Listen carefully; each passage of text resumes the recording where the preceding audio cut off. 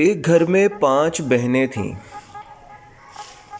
एक का नाम टूटी था, दूसरी का नाम फटी था, तीसरी का नाम फीकी था, चौथी का नाम मरी था और 5वीं का नाम भूतनी था।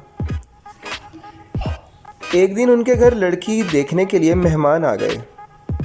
माँ, आप कुर्सी पर बैठेंगे या नीचे चटाई पर?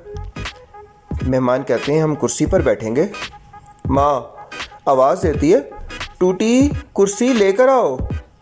मेहमान समझते हैं कुर्सी टूटी हुई है। वो कहते हैं नहीं, हम नीचे चटाई पर ही बैठ जाते हैं।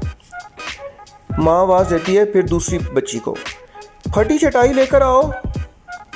मेहमान कहते हैं नहीं नहीं, रहने दीजिए, हम नीचे ज़मीन पर ही बैठ जाते हैं।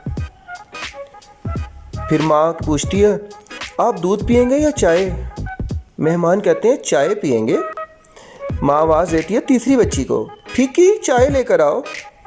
मेहमान नहीं नहीं, आप चाय भी रहने दें, दूध मंगा लें। माँ फिर आवाज़ देती है चौथी बच्ची को, मरी भैंस का दूध लेकर आओ।